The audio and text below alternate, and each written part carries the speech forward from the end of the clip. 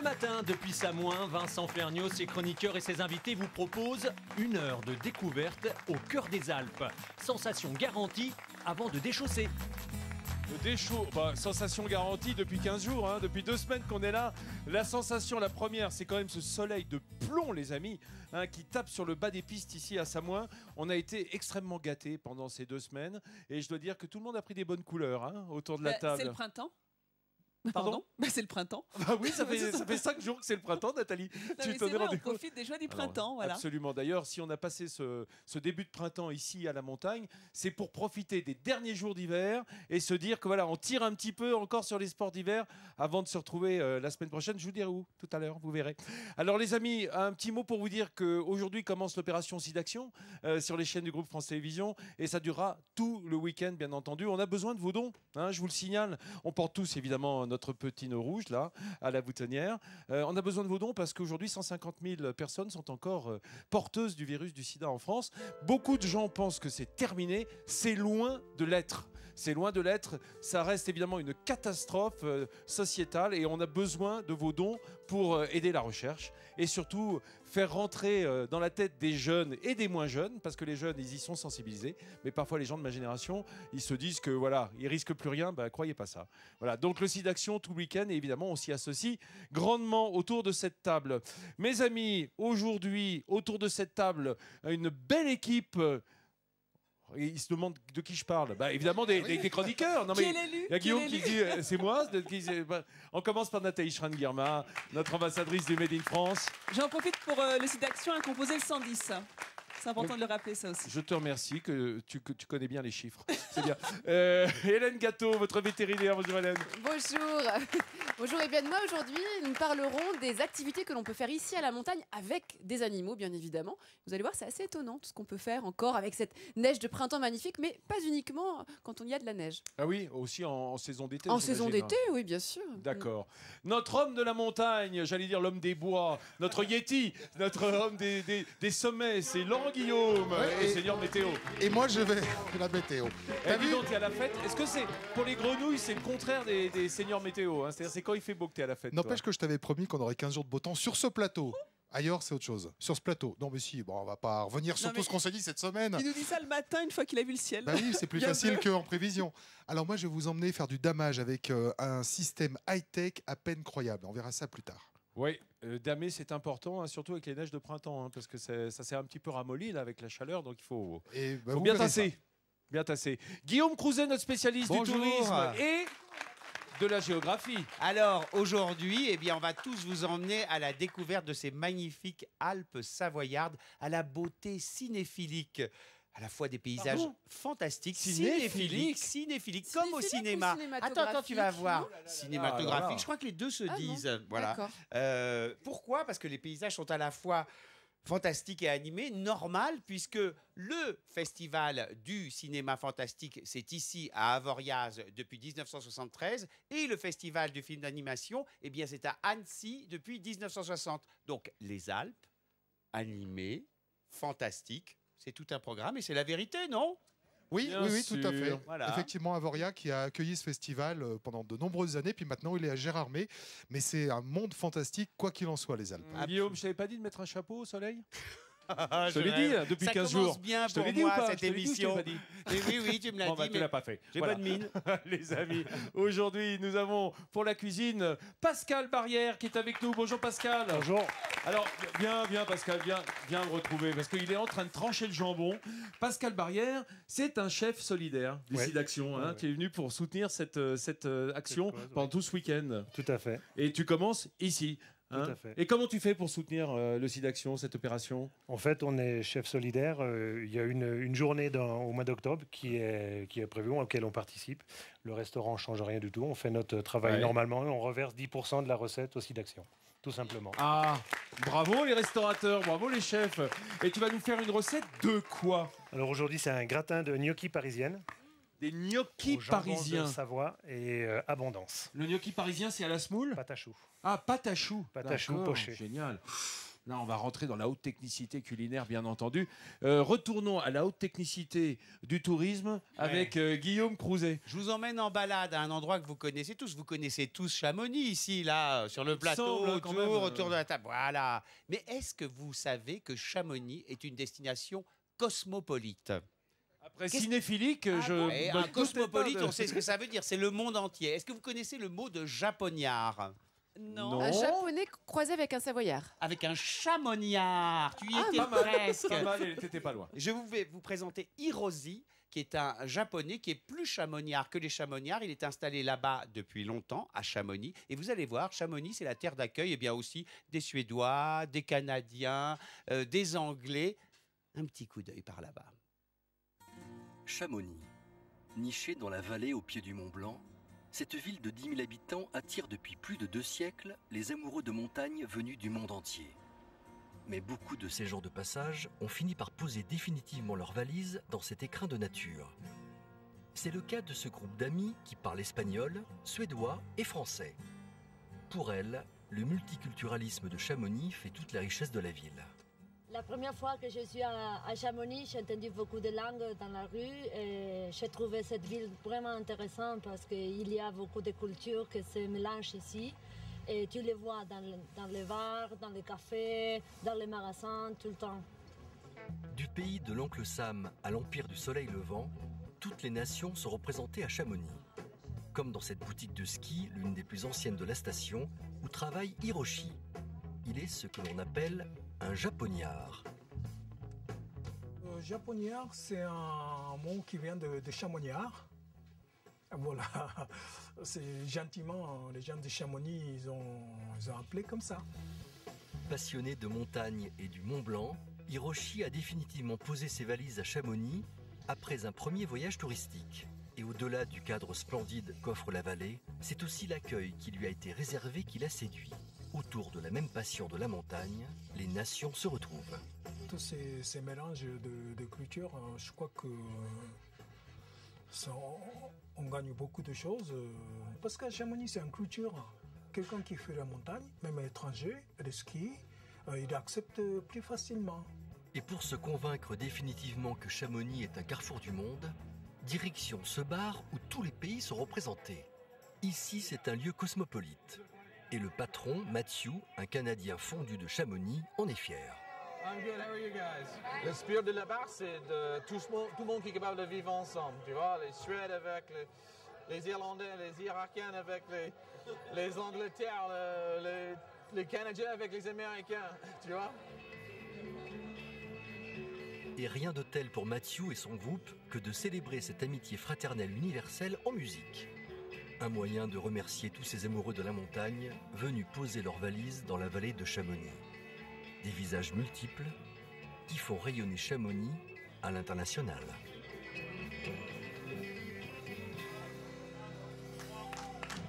Ça me rappelle des beaux souvenirs à Chamonix avec Midi en France, hein, on avait adoré. Et nous accueillons justement un vrai chamoniard, ou plutôt un brest-mognard, hein, puisque c'est un mélange de brestois et de chamoniard. C'est Aurélien Ducrot qui nous a rejoint en plateau. Bonjour Aurélien. Bonjour. Alors, Aurélien, pourquoi je dis un brest-mognard? Parce que c'est un garçon de Chamonix, certes, hein, qui a commencé sa carrière en freeride, vous savez, ce ski en liberté sur des pistes insensées, dans des décors extraordinaires. Et puis il est passé skipper. Il s'est passionné pour la mer. C'est un peu ça l'histoire? C'est un petit peu ça l'histoire. Je suis né natif de Chamonix et puis il y a quelques années de ça, 5-6 ans maintenant, que j'ai fait un peu une rencontre un petit peu par hasard avec la mer et qui m'a passionné. Et donc aujourd'hui, je navigue un petit peu entre les deux, entre Chamonix et la Bretagne. Mais pour en arriver là, quand même, 2 médailles d'or, 2 médailles de champion du monde en freeride, justement. Hein, je crois qu'on a quelques images.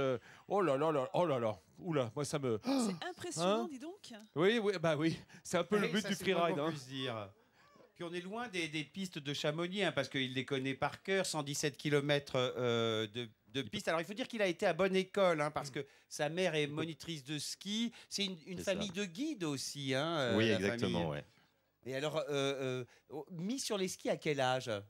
Mis sur les skis à partir du moment où je tenais debout, c'est-à-dire vers un an Avant et de demi, marcher, 2 ans. quoi. Ouais, quasiment. C'est dès qu'on marche, on skie et c'est un petit peu comme ça. Et je reproduis un peu la même chose avec mes enfants maintenant. Avec Marius et Victoire. Voilà, exactement. Voilà, ça y est, ils ont été sur les skis depuis l'âge de 2 ans aussi. Alors, un petit cadeau, parce qu'on en fait toujours à midi en France, sur le coin de Chamonix. Cet endroit que j'adore, c'est le train du Mont-en-Vert. Regardez ces images, on dirait presque un jouet, ce train, quand on l'aperçoit comme ça. Ce chemin de fer à crémaillère qui démarre au cœur de Chamonix-Mont-Blanc et arrive 5 km plus haut dans la petite gare du Mont-en-Vert à 1913 mètres d'altitude.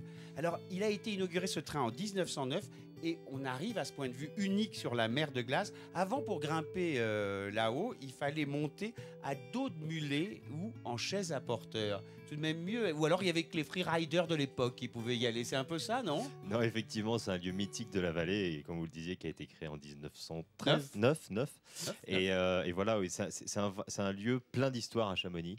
Et qui représente beaucoup de choses. Et en plus de ça, on arrive dans un lieu qui est vraiment extraordinaire, au pied des Drues, les Grandes Jorasses, cette mer de glace. Donc voilà, c'est un des lieux incontournables de la vallée. La mer de glace précédait l'océan. Hein, c'est-à-dire déjà la mer, quoi. Déjà la passion de la mer, même en altitude. Voilà, c'est un petit peu ça. Alors qu'est-ce qui s'est passé pour que tout d'un coup, tu décides de devenir marin? Comment c'est possible, venant du relief, de la montagne, de tout d'un coup tomber amoureux de la mer? Alors c'était quelque chose qui n'est pas du tout prévu. Moi, j'y connaissais pas grand-chose en bateau. Puis on m'a proposé d'être parrain d'un bateau, d'un jeune skipper qui s'appelait Adrien Hardy, qui tentait le défi d'une traversée de l'Atlantique en solitaire sur un petit bateau de 6 mètres. Et j'ai rencontré ce marin, je l'ai vu suivi pendant 2 ans, pendant toute sa préparation. Et en fait, il m'a transmis sa passion. J'ai eu la chance de rencontrer plein d'autres marins pendant ces 2 années. Et puis un petit peu comme là, à discuter autour d'une table, moi, ça me donnait envie, il me faisait complètement rêver. On a un peu décidé ensemble, j'ai décidé d'acheter un bateau et moi aussi de tenter ma traversée de l'Atlantique. Tu veux dire qu'on te fait rêver aussi autour de cette table? Ouais, non, quand même pas. Faut pas exagérer. Hein. Je discutais tout à l'heure hors plateau avec son épouse Maxime. Moi, je lui disais, mais il est complètement fou, ce garçon. Parce qu'en 2008, il devient parrain de ce bateau. En 2011, alors qu'il n'avait jamais fait de voile auparavant, il fait la traversée de l'Atlantique en solitaire. C'est incroyable. Moi, j'ai jamais vu une histoire pareille. Alors, c'est quoi le prochain défi? Le prochain défi, c'est le Vendée Globe, très clairement. Donc on est on essaie de construire le projet pour être au départ du prochain Vendée Globe, parce qui qu'il me tient énormément à cœur. Faut vous dire qu'Aurélien, c'est pas un marin du dimanche, hein. Un freerider multititré et un 4e à la Transat Jacques Vabre, 4e au Tour de France en 2016. L'année dernière, exactement. Bon, c'est certes une marche du podium qui est pas facile, 4e. Hein, mais c'est vrai qu'en même temps, j'aurais jamais pu. Merveilleux. J'aurais jamais penser aussi vite, avoir ces résultats-là. Et donc, c'est pour moi une belle progression. Une question qu'on doit peut-être vous poser souvent, vous préférez quoi entre les deux? Alors ça, je crois que je pourrais jamais choisir, entre guillemets. Mais voilà, la montagne, je pense que ça reste ma première passion, c'est ancré dans mes gènes. Donc je pense que je pourrais jamais m'en passer. Et en même temps, aujourd'hui, ça m'éclate tellement de découvrir ce nouvel élément, de découvrir la mer, de découvrir tous ces marins, que pareil, j'aurais du mal à en passer. Donc tant que je n'ai pas à choisir, je ne choisirai pas. Oui, la question c'est quoi? Tu préfères ton papa ou ta maman? Lui, c'est la même chose. Non, mais après, ça peut être aussi des sensations. On peut avoir plus de sensations dans une activité que dans l'autre. Non, bien sûr. En fait, c'est 2 sports qui sont quand même très très différents. On a des sensations extrêmement fortes. Déjà, c'est 2 sports de glisse, très clairement. On a des montées d'adrénaline très fortes en freeride, bien sûr, parce que c'est très impressionnant. Et la mer, c'est quelque chose de très différent. En revanche, c'est 2 éléments, c'est 2 gestions de 2 éléments qui se rapprochent et voilà, c'est extraordinaire. Oui, pardon. Ici, on est entre nous. Hein. Quand on est né dans le massif du Mont Blanc et qu'on fait du freeride, c'est pas une petite vague de 10 mètres, 15 mètres qui vous fait peur. Hein. Nous, on comprend, nous. Hein. Non, par contre, c'est sur plus long. C'est-à-dire qu'il faut savoir encaisser pendant. Voilà, je sais que le prochain défi qui est le Vendée Globe, ça va être 2 mois et demi de mer, et voire 3, on verra. Hein, mais ça va être long, et ça, on a moins l'habitude en montagne. Et on rappelle que c'est Thomas Coville qui est le parrain de ton premier bateau. Effectivement, sur ma première transatlantique en solitaire, c'est Thomas qui était parrain de mon bateau. Donc voilà, c'était un beau parrain pour un projet qui débutait, et un énorme marin qui a réalisé une performance extraordinaire cette année, et juste impressionnant. Ouais, nous on adore Thomas Kobi. Alors on ne veut pas se jeter des fleurs, mais enfin bon, il est venu 10 jours avant sa tentative à Fougères, dans Midi en France. Il va porter un petit peu bonheur, voilà. Hein, Thomas, il le sait bien, hein, il le sait, Thomas. J'espère que ce sera pareil pour moi alors. Oui, mais absolument, voilà, on est des porte-bonheur. Alors le chef, on va retourner à la cuisine parce que c'est très important en mer, hein, l'alimentation. Alors je suis pas sûr qu'on se fasse des gnocchis tous les jours. C'est très important, mais je suis pas sûr qu'on se régale autant qu'à midi là. Évidemment, on va faire de la pâte à choux. Tout à fait. Alors la pâte à choux, ça fait peur, chef, hein, parce qu'on a peur parfois. Rien de plus simple. Rien de plus simple si vous avez le bon geste. Voilà. Qu'est-ce qu'il y a dans l'eau? Dis-moi déjà. Qu'est-ce qui te fait peur dans la pâte à choux? Il y a le beurre, l'eau, du sel, du poivre, c'est tout. Et T'as compris? C'est tout simple. Quand ça arrive à ébullition, on incorpore la farine d'un coup. Voilà. Et qu'est-ce qui va se passer? Alors il faut que ça on boue. dessèche. Voilà, il faut brasser très rapidement pour incorporer la farine et dessécher. Pour la quantité d'éléments, d'ingrédients, évidemment, vous reportez à france3.fr et le site Météo en France, enfin la page Midi en France. Bien entendu, et là, on va regardez, le geste, il est simple. Hein. On va assécher. C'est-à-dire que la farine va s'expanser dans cette eau beurrée et va créer une pâte. Ouais, là, et dès que ça se décolle, en fait, des bords de la casserole. Voilà, ça va attacher un petit peu au fond de la casserole, mais voilà. il faut pas. Regarde, ça y est, c'est homogène. Voilà. C'est important de le faire avec une cuillère à boire. C'est qu'il faut, si on prend un batteur. Si tu prends des baguettes chinoises, tu vas pas y arriver. Hein. Arrête avec tes baguettes chinoises. Non plus, il faut le lui Chef, dire. c'est à vous que je pose la question. Oui. C'est important que ce soit une cuillère en bois. Enfin, je veux dire une cuillère et non pas un batteur. On a envie de. Non, mais si, est-ce qu'on raye la casserole avec une cuillère en métal? Non, c'est pas ça. Je me dis que c'est peut-être pour pas que ça colle, tout simplement, non? De toute façon, il faut éviter que ça tâche au fond, donc c'est pour ça qu'il faut quand même brasser assez fermement pour éviter que ça tâche au fond. On le voit. Et faire évacuer l'eau, en fait. Et on remercie la famille Schramm-Guillermin pour ces excellentes questions culinaires. Tu sais quoi, ça se trouve à la maison, il y a certaines dames comme moi qui auraient utilisé leur... c'est bon, oui, ça peut arriver. Mais c'est pas grave, c'est l'émotion. Les amis, alors, une fois qu'on a fait ça, on va le mettre dans une poche à douille, j'imagine. On va incorporer les œufs encore. Ah bah oui, les œufs, dis donc. Il faut le laisser dessécher. Donc, tu le fais pas tout de suite, là? Il faut que ça dessèche encore un petit peu. On va refroidir. Et après, on incorpore les œufs deux à deux. Eh ben d'accord, on va faire ça tout à l'heure tranquillement, mes bons amis. Alors, on va immédiatement, puisqu'on est vendredi, s'occuper d'adoption. Vous le savez, c'est notre habitude du vendredi. Hélène, qui veille toujours au grain, va nous faire découvrir 2 chiens drôlement sympathiques. Je les ai vus... Oui, exactement, Vincent. Coup de projecteur aujourd'hui sur 2 chiens qui viennent de la SPA d'Annecy. Alors, devant moi, j'ai tout d'abord Oli. Oli qui est un mâle, qui a 4 ans. Alors, Oli, c'est un croisé lévrier-galgo qui vient de Grèce. En fait, il vivait dans une meute de chiens errants en Grèce. Il a été ramené en France par un couple français. Et le problème, c'est que Oli vivait en France avec une meute de chiens. Ils étaient plusieurs chiens. Il a un petit peu pris le dessus. On peut dire des chiens errants, enfin, ou des chiens errants, des chiens sauvages, un peu. Non, quand il était en France, il était en famille. Ah bon, oui, d'accord. non, c'est en Grèce qu'il a eu un petit peu de vagabond, mais en France, il était en famille. Mais en revanche, alors attendez, hop, j'essaie de vous tourner sa tête vers vous, voilà. En revanche, il a pris un petit peu le dessus et ça s'est pas très bien passé avec la meute. Donc, les propriétaires l'ont laissé à la SPA d'Annecy. Ça fait maintenant 1 an qu'il y est et il attend une famille extrêmement gentille. Alors, il peut s'entendre bien avec les chiens à condition qu'il n'y en ait qu'un et qu'il y ait des bons codes canins. Il ne comprend pas trop le comportement des enfants, donc on va éviter les enfants en bas âge. Et c'est un chien qui a besoin d'activité, mais qui est extrêmement gentil et très affectueux, comme vous pouvez le voir. Très très doux, voilà. Formidable, un adorable chien, Oli. L'autre, c'est un voyou. À côté de moi... Un petit voyou. Une. Ah, c'est une chienne. Voilà, elle s'appelle Malibu et elle est dans les mains d'Audrey. Audrey qui travaille à la SPA d'Annecy. Et alors Malibu, c'est une autre histoire. C'est une jeune chienne, c'est un dog argentin. Elle a 10 mois. Et le souci, c'est que Malibu a un handicap. Elle est sourde.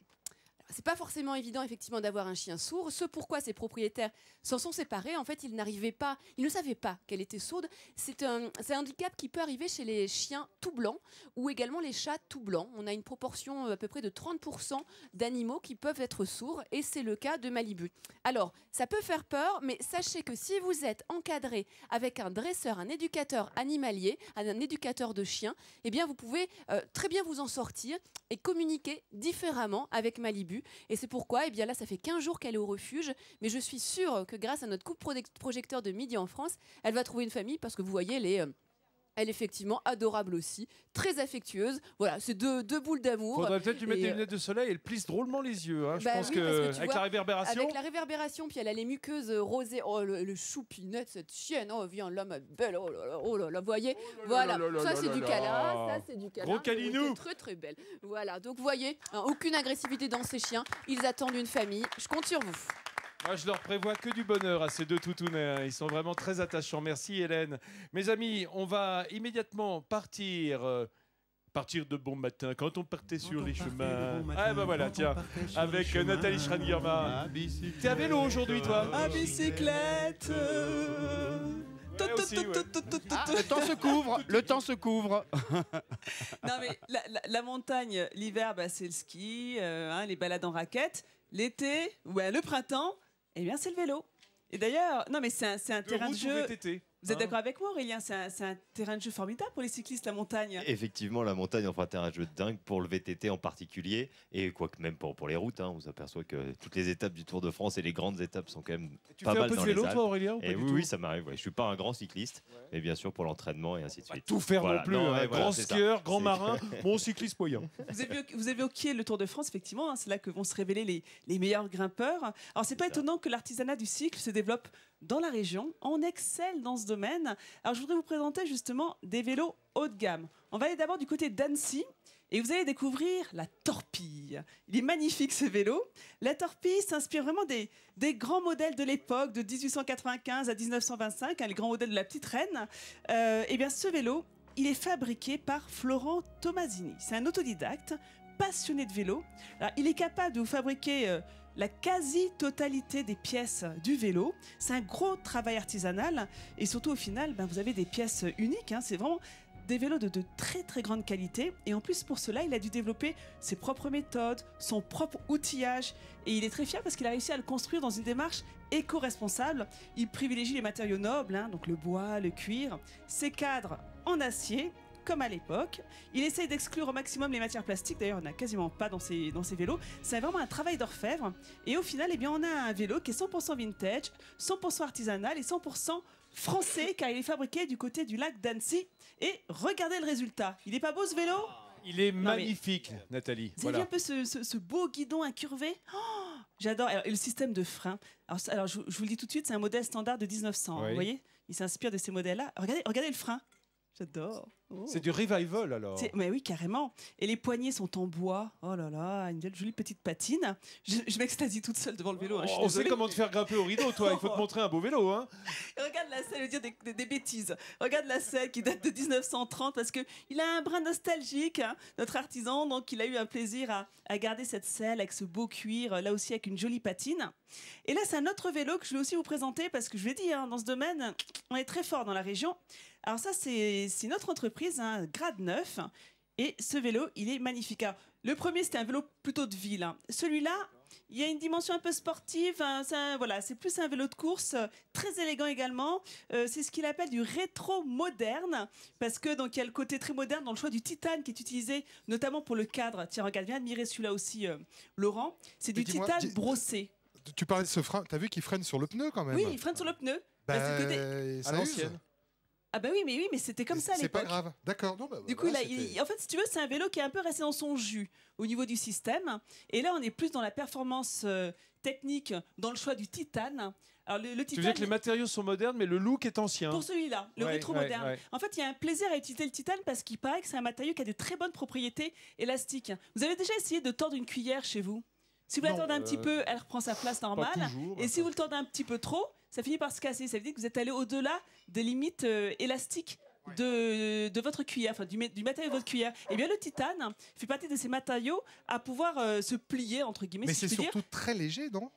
C'est très léger, mais surtout, justement, il est très résistant, notamment aux secousses. C'est tout l'intérêt d'un vélo aux vibrations comme Parce que celui-ci. tu sais, quand il faut monter ça au sommet du Galibier, par exemple, à 2650 mètres, il en faut des cuisses. Et si le vélo est léger, c'est toujours ça de moins à porter. Léger, durabilité. Et si jamais il y a un souci, mon cher ami, ça se répare facilement. Enfin, dans 15-20 ans, s'il rencontre un problème. Et au niveau de la selle, là aussi, regardez cette selle avec ce cuir serti, c'est magnifique. Voilà, donc ça, ce sont deux très belles entreprises. Et pour finir, il y a une autre tendance là qui se développe de plus en plus à la montagne. c'est le fat bike. Vous savez ce que c'est le fat bike? Ah oui, ça c'est pour faire du vélo sur la neige. Non Exactement, regardez ces gros images. pneus. Alors là, ça c'est vraiment impressionnant. Regardez surtout la taille des roues de ce vélo. D'ailleurs, fat bike, ça veut dire le vélo en surpoids.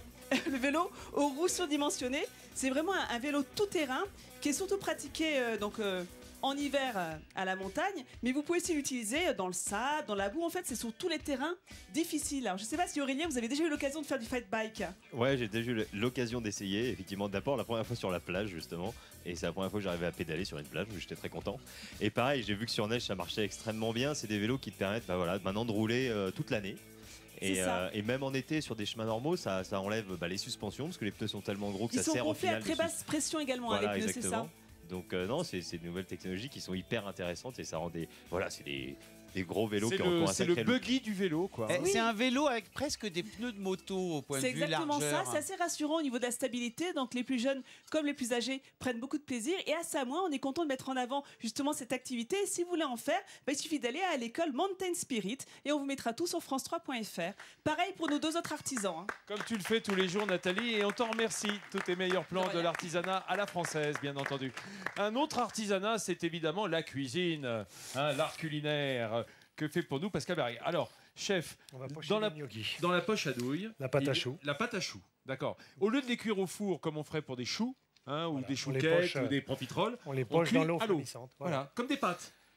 Plus ou moins. La technique, c'est de Quand tu dis plus ou moins, tu veux dire quoi? Les pâtes, c'est pas comme ça qu'on fait? On les cuit à l'eau bouillante, là l'eau ne bout pas. D'accord, on il les faut met que ce dans soit l'eau frémissant. frémissante. D'accord. On va découper les gnocchis dans l'ensemble de la casserole. Bien, et bien. une fois que c'est terminé, on remet l'eau à chauffer. Quand les gnocchis sont cuits, ils remontent à la surface. D'accord, il n'y a plus qu'à les sortir. Et on les teste sous le doigt. Il faut qu'il y ait un peu de fermeté sur le doigt. Et voilà, c'est cuit.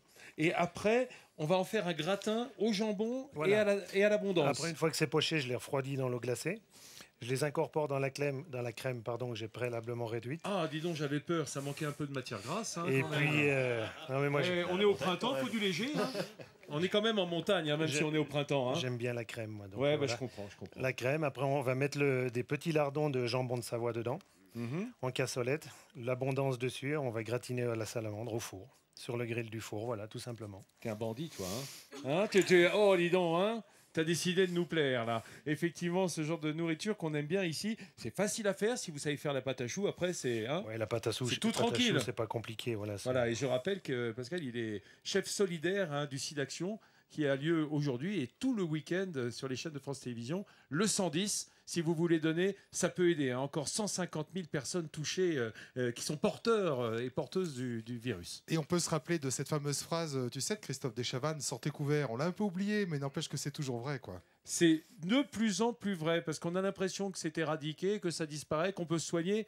Croyez-moi, ça fait encore d'énormes dégâts dans la jeunesse et pas seulement. Voilà. On compose le 110, on n'oublie pas. Le 110, ça y est, c'est gravé. C'est là. C'est gravé, hop, 110, 1, 1, 0.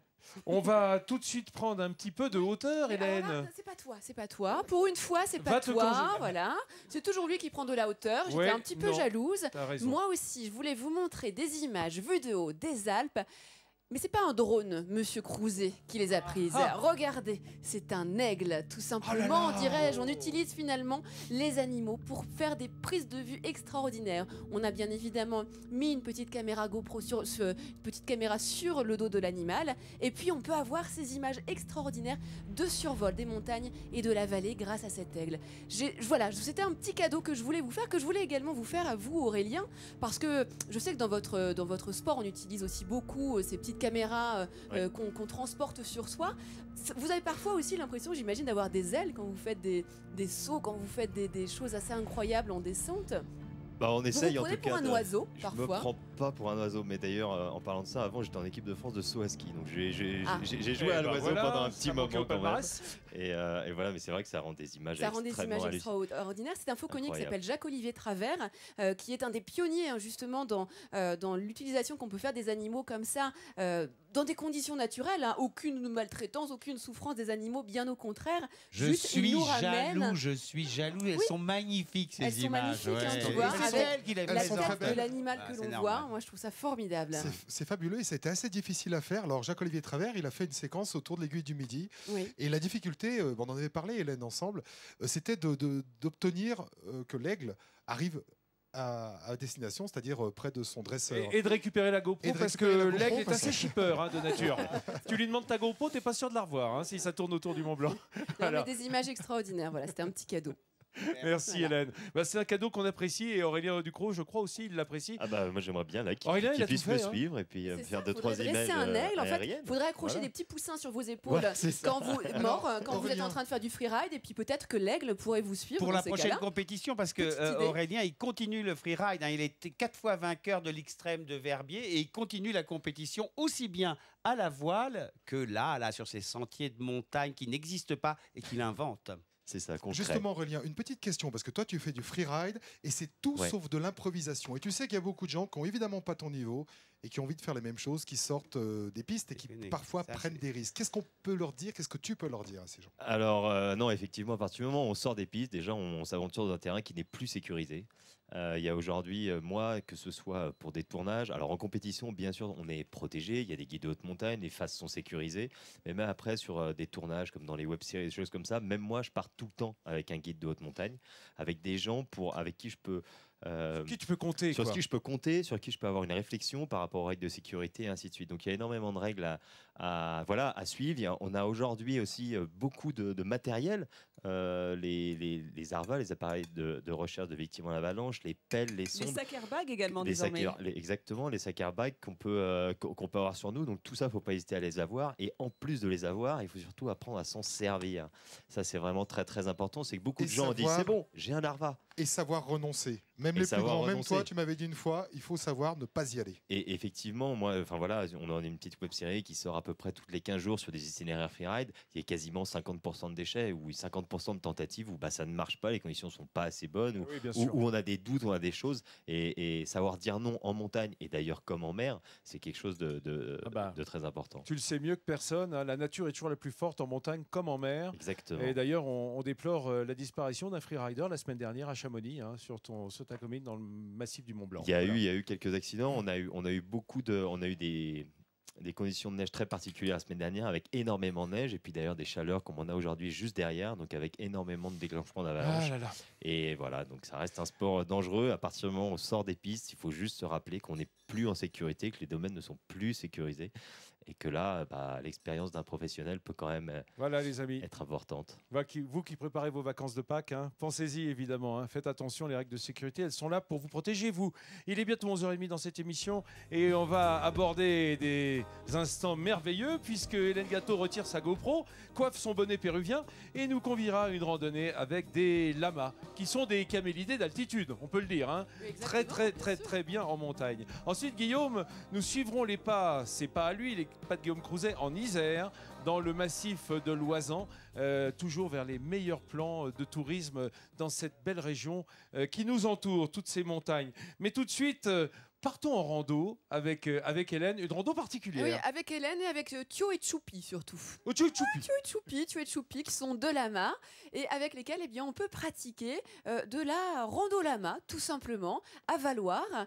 C'est une occasion de découvrir les paysages et de marcher au rythme d'un animal qui est extrêmement pratique dans des milieux naturels comme ici parce que vous savez les lamas ça a des coussinets sous les pieds et non pas des sabots, donc ça n'abîme absolument pas les réserves naturelles que l'on peut trouver ici.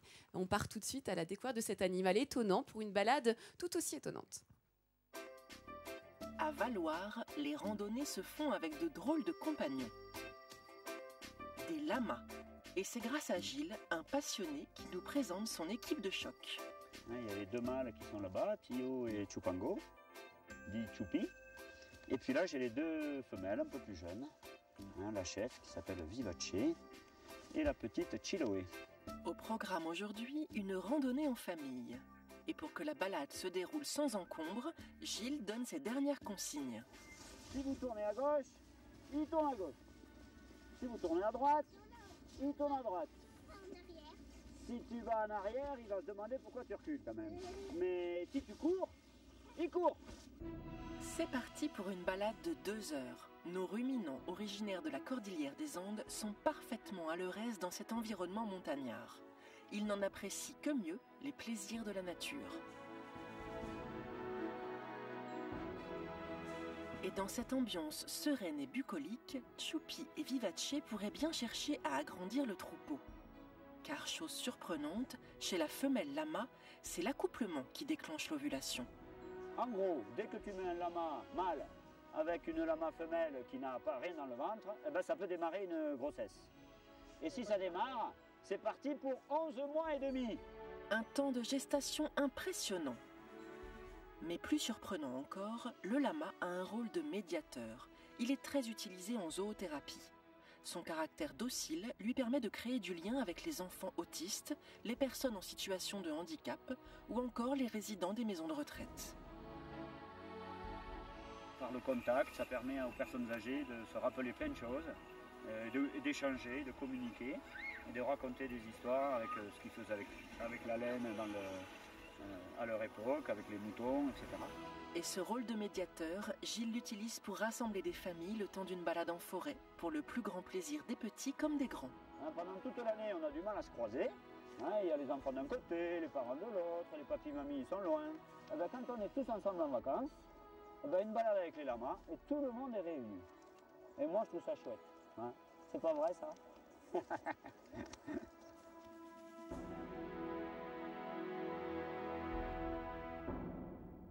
Et alors après la rando lama, j'ai trouvé une autre activité qui se pratique ici. Alors on pourrait penser à de la luge pure et simple, mais non, regardez, venez voir avec moi ce qu'il se passe, ce qu'il y a devant la luge. Il y a un poney et c'est ce qu'on appelle le poney luge ou l'équiluge qui se pratique ici. Alors c'est pour les enfants et je vais retrouver tout de suite Maëva. Bonjour Maëva, qui a monté cette activité justement ici à Morillon, précisément. Voilà, au niveau de la base de loisirs de Morillon. Oui. Et alors c'est une activité que l'on pratique du coup en famille. On voit ici que les enfants sont venus avec leurs parents et ça permet de pratiquer, on va commencer à démarrer le convoi, de pratiquer la luge avec des animaux. Voilà, et donc on allie le poney et la luge. Donc ça permet aux enfants et aux parents de pouvoir faire une petite promenade tous ensemble. Oui, alors ça permet aussi, j'imagine, aux enfants d'avoir le goût de la glisse avec un animal devant, d'être au ras du sol, d'avoir des sensations ou pas? Est-ce qu'on peut avoir une certaine vitesse? Oui, parce qu'avec les petits, on reste au pas, ça va doucement. Mais quand on a des enfants plus grands, on peut aller un peu plus vite, on peut jouer un petit peu, on peut faire trotter les poneys, on peut s'amuser, quoi. Alors j'imagine que les poneys, comme ils avancent sur la neige, peut-être ils ont un ferrage un peu particulier? Non, ils n'ont pas de fer, ils ont le sabot nu, comme ça ils s'accrochent bien dans la neige, il n'y a pas de souci. Et alors pour les parents, ce qui est pratique, c'est que quand on aime faire de la luge avec son enfant, et bien là pour le coup, on n'a pas besoin de tirer la luge, là c'est le poney qui travaille. Voilà, exactement, c'est le poney qui tire la luge, quoi. Alors, est-ce qu'il y a des... Oh non mais regardez, c'est quand même incroyable. Venez avec moi ici, parce que là, on a quand même un petit enfant qui est en train de dormir paisiblement dans sa luge. C'est que les sensations doivent être plutôt pas mal. Maëva, c'est quand même... Là, on voit qu'il y a une harmonie, une osmose entre l'animal et l'enfant. Voilà, donc souvent, les luges, c'est vrai que ça berce, le mouvement, ça berce assez. Donc les tout petits, comme ça, après manger, quand c'est l'heure de la sieste, souvent ils s'endorment, quoi. À partir de quel âge, alors, on peut pratiquer cette activité de poney luge? Alors, à partir d'1 an pour les plus petits, en fait, quand ils tiennent assis, et après, on va dire jusqu'à 8-9 ans, quoi, pour les plus grands. D'accord. Des conditions de sécurité quand même à avoir quand on pratique cette activité avec vous? Alors, dans la luge, le casque n'est pas obligatoire, donc il n'y a pas besoin de bombe. Après, il faut vraiment que l'enfant reste assis du début jusqu'à la fin. Il ne faut pas qu'il se lève et il ne faut pas que ses pieds sortent de la luge. Il faut bien qu'il reste calé au fond. Là, on sent qu'il y a une certaine impatience avec le poney. Là, il a envie d'y aller, il n'aime pas trop l'arrêt. Eh bien, allons-y, continuons. Et alors, ce que vous pouvez voir aussi, c'est que c'est un convoi avec toutes les espèces d'animaux, des humains, des enfants. Enfin, l'enfant n'est pas une espèce à part entière. Et puis, des chiens qui accompagnent aussi ce convoi. C'est des balades de combien de temps qu'on peut faire comme ça en équiluge? On peut faire soit 20 minutes, un petit tour, voilà, et puis après... pour ceux qui ont envie de faire un plus grand tour, on peut partir sur 30 ou 45 minutes, quoi. Voilà, une super activité qui se pratique ici à Morillon, pour pouvoir relier aussi Morillon et Samoins. Et Maëva propose même aussi du ski de joring. Ça, c'est pour les adultes, en revanche. C'est un petit peu plus sportif. J'ai bien envie de continuer ma balade, moi, avec eux. Hein. Oh bah te gêne pas, Hélène, hein, vas-y, tu peux... Bon, enfin, si on peut te récupérer après, surtout, voilà, au moment de la table finale, avec tes amis. Alors, Laurent, on a vu que ça prenait du temps de damer les pistes en luge, hein, comme ça. Ah bah il y a peut-être d'autres moyens, non? Il y a d'autres moyens.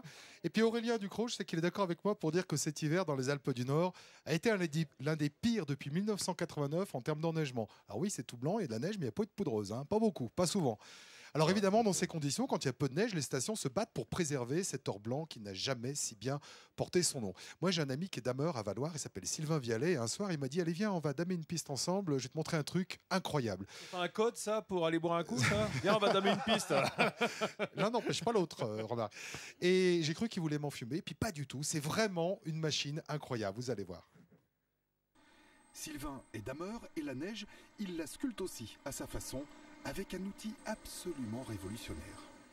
Et alors le plus fou, c'est ça. Parce qu'alors ça, on dirait un jeu vidéo. J'ai du mal à croire que c'est un GPS qui te dit exactement non seulement où tu es, mais en plus l'épaisseur de neige qu'il y a sous la machine. Ah, exactement. C'est fou, quoi. On voit que sous le châssis, il y a à peu près 1m20, 1m10, 1 mètre de neige. Mais c'est précis au centimètre quasiment? On est à peu près à 3 cm. À bonne réception de GPS, on est à 3 cm. La précision du GPS permet à Sylvain d'optimiser les quantités de neige présentes sur le domaine. Loin d'être un gadget, il s'agit d'économiser l'or blanc qui n'a jamais si bien porté son nom, tant la neige coûte cher à produire. Donc alors là, le système, il est en train de te dire que on a 48 ou 49 cm de neige juste en dessous, que sous la lame à l'avant, il y en a 40. Et la flèche, ça veut dire qu'il faudra en mettre un peu plus, c'est ça? Voilà, pour aller chercher la référence des 60 cm. Donc tu sais à l'avance où tu dois travailler, quoi. Voilà. Donc économie de temps, économie d'argent aussi, parce que et puis optimisation totale de l'enneigement. Voilà, exactement. Ça, c'est fou, ça. T'imagines les anciens, là, quand ils allaient au rouleau, s'ils savaient que ça existe? Ouais. Ah, c'est encore beau, hein? Voilà, on a de la chance ce soir, il fait beau. Ouais. Tu t'arrêtes souvent? Non, on n'a pas trop le temps. Pas trop le temps? Pas trop le temps. C'est parce que je suis là, alors? Voilà, ça donne l'occasion. Ouais. Alors, ouais, donc les aiguilles d'arbre. Ouais. Tac, tac, tac, tac,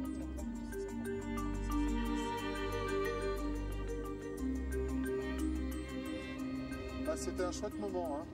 Ouais, c'était super. Alors... c'est inédit, hein? Oui, alors c'est vraiment incroyable ce truc. On dirait un jeu vidéo. Et il faut imaginer que c'est un système qui coûte très cher, à peu près, on va dire 100 000 € pour une dameuse. C'est en test à Valloire. Il y a d'autres stations qui l'utilisent. Mais l'intérêt, c'est d'économiser du temps et de l'argent parce que quand il y a peu de neige, on est obligé de la produire avec ces fameux canons à neige. Ça coûte très cher. 1 mètre cube de neige de canon, enfin de neige de production, ça coûte 3 €. Alors retourne-toi, Vincent, regarde à peu près ce qu'il faut pour tu veux que je fasse une évaluation rapide, là? Voilà, c'est ça, tu fais un calcul rapide. Il y en a pour un paxon. Hein. Et du coup, c'est très pratique parce qu'on sait exactement où on peut prendre de la neige et où il faut en rajouter. Mais elle coûte combien la machine, tu as dit? À peu près 100 000 €, mais c'est à la louche, c'est l'ordre de grandeur. Mais comment le GPS... C'est pas la dameuse qui coûte, c'est juste le système. Le système, mais alors comment le GPS fait pour estimer la bonne profondeur? Alors c'est pour ça que ça coûte cher, c'est que pendant l'été, il y a un avion qui a quadrillé tout le domaine skiable de Valloire, en long, en large, en travers, et qui a fait des relevés précis à 3 cm près de l'altitude de chaque rocher, de chaque mode de terre. Et quand la neige tombe dessus, on sait qu'on est 30 cm au-dessus de cette mesure. C'est un truc de dingue. C'est comme des niveaux, quoi. Taupe au printemps qui creuse quelque chose et ça fout tout en l'air. Pour détauper un jardin, ça peut être quelqu'un qui pratique, mais bouge c'est les un peu rochers. cher quand même. Un plaisantin qui bouge les gros rochers. Mais vous savez à quoi ça me fait penser? On était au salon de l'agriculture il n'y a pas longtemps. Les boissonneuses batteuses aujourd'hui, les tracteurs qui se conduisent tout seuls avec des sauf GPS. que là, Sylvain, il l'a conduit la machine. Non, quand mais même, ce que je veux dire, c'est que c'est des systèmes. L'innovation est très présente également dans ce type d'engin. Et heureusement, parce que c'est de l'économie finalement d'argent et puis de temps, etc. De pénibilité peut-être aussi. Pour la petite histoire, moins de pénibilité au travail. C'est même plus pénible parce qu'au moins ça lui demande plus de travail à la limite, mais c'est du travail plus efficace. Donc ils adorent ça, les dameurs. Non, ils adorent livrer des pistes parfaites le matin. Pour la petite histoire, vous avez vu, on était au coucher du soleil là-haut. C'est un moment fabuleux en montagne. Et c'est dans certaines stations, on propose aux touristes de participer, notamment à Valloire. On peut aller avec les dameurs comme ça, le matin au lever du soleil ou le soir au coucher du soleil, participer et comprendre surtout comment fonctionne cette machine et ce métier qui est un métier très important pour les stations. C'est très impressionnant quand on est gamin et qu'on voit passer ces chenillettes. Ah hein. C'est comme les tracteurs hein, chez les agriculteurs, c'est ces gros engins qu'on a envie de conduire évidemment toute sa vie. Des beaux jouets pour les adultes. Merci Laurent. Dis donc Laurent, tu sais que la montagne nous ayant gagné, et avant de partir vers notre prochaine destination, on vous dira tout à l'heure où, on va sans doute rester là ce week-end. Est-ce qu'on te j'espère retrouve bien. On se retrouvera dimanche à 12h50 sur France 3 Rhône-Alpes, Auvergne, Alpes et puis aussi sur le Centre-Est pour une émission un peu particulière. C'est pas un chronique comme les autres. Une fois par mois, on propose un documentaire. Et là, c'est un film d'Hervé Vacheresse qui va vous parler du métier de pilote de montagne. Vous savez, c'est pas seulement les gens, les sauveteurs du PGHM, ils y sont bien sûr, mais il y a aussi, vous voyez, la sécurité civile, il y a aussi ceux qui livrent les refuges, et tout ça dans des conditions parfois extrêmement difficiles. C'est un métier très dur, où on prend des risques, parfois pour sauver des vies, parfois tout simplement pour aider des gens à vivre dans les refuges, et c'est vraiment un métier extraordinaire. Donc ça, c'est ce qu'on va vous montrer dimanche à 12h50 sur France 3 en Rhône-Alpes, Auvergne et Alpes. Ouais, j'en profite pour vous rappeler, avant de nous quitter, que Laurent Guillaume, c'est Monsieur Météo sur France Télévisions, mais c'est aussi, bien entendu, Chronique d'en haut sur ce que tu as cité, sur France 3 Auvergne-Rhône-Alpes. Et puis, sur son temps de loisir, il vient à midi en France. Hein. Mais ça, c'est un peu les vacances. Hein. Mais revenez en montagne et moi, je serai là avec plaisir. Merci Laurent. Guillaume, on va partir du côté de Loisan, en Isère. C'est assez loin, figure-toi. Et aujourd'hui, on a dit qu'on faisait découvrir l'ensemble des Alpes. On va partir à plus de 200 km au nord de Samoin, effectivement, au Fresnay d'Oisan. Les 250 habitants de ce petit village, eh bien, ils ont de la chance. On les appelle, les habitants, les Fénelins et les Fénelines. Et ils ont de la chance. Attends, mais c'est au sud. Hein. Excuse-moi, t'as dit au nord, c'est au sud. Hein. Heureusement que tu m'aides. Voilà. Et ils sont fiers, en tout cas, les Fénelins et les Fénelines, de présenter ce décor authentique et préservé. Situé à proximité de la frontière italienne, le Fresnay, village de 1200 hectares pour seulement 120 âmes, marque le passage entre Moyenne et Haute-Maurienne. Une carte postale dont on ne se lasse pas et que ses habitants ne quitteraient pour rien au monde. Ici, c'est vraiment le petit village authentique, voilà, très tranquille. Les habitants sont très proches quand même les uns des autres. On s'entraide beaucoup. On a quand même des personnes âgées qui sont du village, donc on s'en occupe. Les gens qui sont nés au village aiment leur village et veulent rester au village. Paul est né ici. Ce passionné de vieilles pierres nous présente la plus ancienne bâtisse de la commune. Elle date de 1664. Comme vous pouvez voir, le balcon il est d'origine et puis vous pouvez voir les poutres qui sortent du mur et c'est tout en mélèze. Voilà, il y a encore les arrondis en pierre. Là c'est une écurie, grange, c'est des bâtisses énormes. À l'époque c'est énorme comme maison. Paul possède aussi une grande maison de paysans. Et pénétrer dans sa grange, c'est entrer dans une machine à remonter le temps. C'est du mélèze, c'est des arbres entiers. Les anciens, ils n'avaient pas de tronçonneuse à l'époque, ils les coupaient à la scie et à l'âche, et ils mettaient des arbres entiers pour faire les poutres, pour faire les planchers. Dans cette maison, on avait 15 habitants, et quand j'ai acheté, 11 propriétaires. Alors c'est immense, et maintenant je suis tout seul. Ça change. Du haut de son balcon de bois, Paul déclare sa flamme à son village.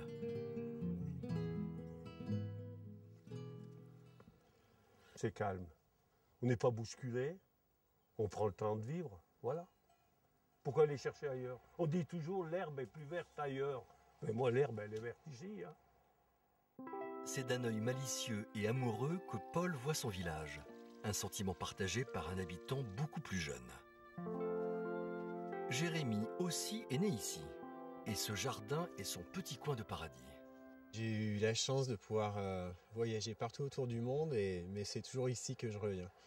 Ici, on est bien au milieu des montagnes, l'eau est toujours fraîche, et puis on connaît tout le monde, c'est très familial. Le Fresnay qu'il a vu naître voit aujourd'hui grandir ses enfants. Entre ces montagnes si belles, c'est vrai qu'on se sent bien.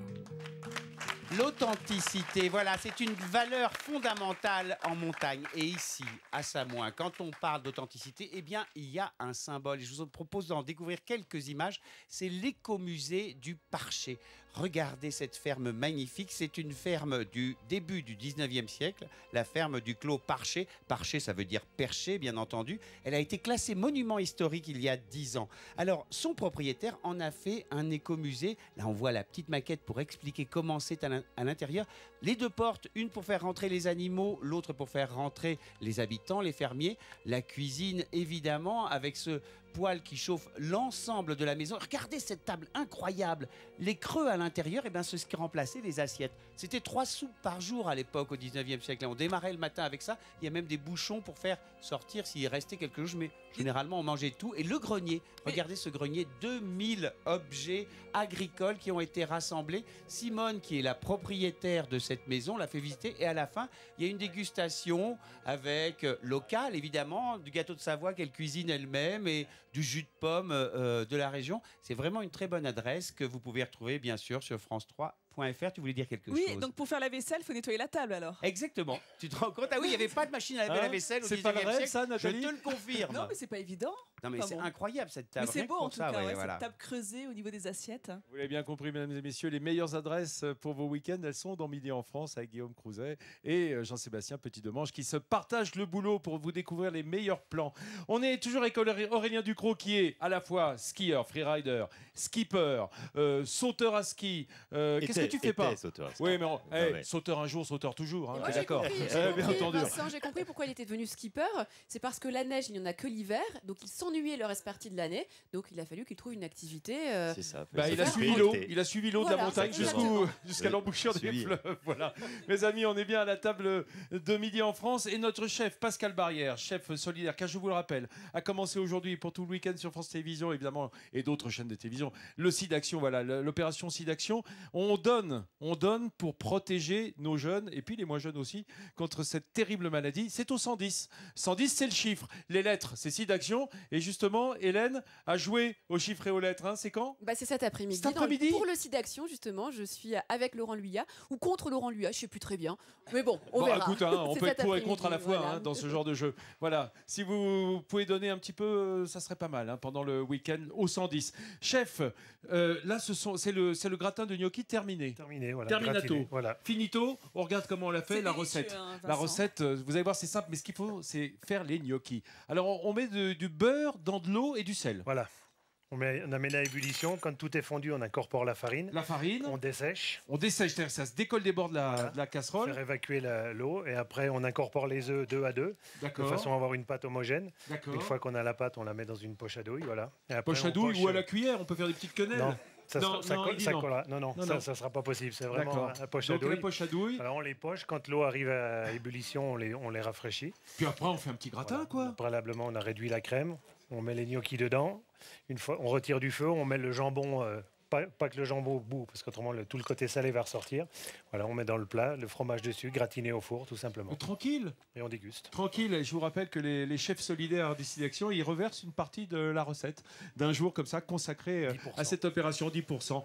Alors, vous vous dites en voyant Aurélien, ce magnifique athlète, il doit rien manger. Je t'en fiche. Et il s'est tapé la moitié des gnocchis. Dis donc, Aurélien, je cafte, je te le dis carrément. C'est un testeur officiel parce que sa femme a été restauratrice, Maxime. Maxime a été restauratrice. Et voilà, donc il était goûteur officiel. C'est elle qui prépare les rations de bord quand tu pars pour des courses longues. Non, mais effectivement, par contre, c'est délicieux. Bravo. Merci.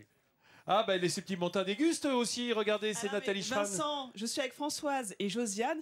Elles adorent. Que pensez-vous de la recette du chef? C'est fabuleux. Vous voulez cuisiner, vous, les gnocchis chez vous? Oui, et on fera cette recette. Attention. On refera cette recette là surtout. Donc 10 sur 10. Je continue la dégustation. On y compte bien entendu. Tu penses, dis donc, nous aussi, on va la refaire. On ne savait pas qu'on pouvait faire cuire la pâte à choux dans l'eau. Parce que c'est toujours profiterole, chouquette, on le fait au four en général pour avoir ce côté dosé. Mais c'est délicieux, c'est très moelleux et c'est une forme de pâte en fait. Oui, oui. On peut y même mettre de la polenta dedans. Mais où serons-nous, Vincent? Tu nous as tenus en haleine pendant toute l'émission. Lundi, on va où là? Parce que ça va être difficile de quitter Dis donc, ici. Toi, tu sais que on te la moi, je prépare. voudrais que tu nous le dises. Eh bien, moi qui suis très bon lundi géographe. prochain, nous serons à Royan, en Charente-Maritime, sur l'embouchure de la Gironde, face au Médoc. Royan, cette ville absolument superbe, nous accueillera. Je souhaite que nous ayons un temps aussi radieux que celui qui nous a accompagnés pendant ces 15 jours à Samoin, en Haute-Savoie. Il me reste à remercier Monsieur le maire, Jean-Jacques, l'Office de tourisme, tous les Septimontains qui ont été avec nous ici sur le plateau d'essai, qui ont été absolument extra. Remercier le quart de Rennes qui est venu de sa Bretagne jusqu'en montagne. Il a fait le chemin inverse d'Aurélien Ducrot. Et remercier tous les techniciens qui nous ont mis en image et en son. On se retrouve lundi. Merci à tous. Bon appétit avec ou sans gnocchi. Merci chef. Salut Laurent. Tu reviens quand tu veux. À bientôt. À bientôt les amis. À lundi. Et le 110, n'oubliez pas ce week-end. Hein. Pas difficile. 110. Ça se retient.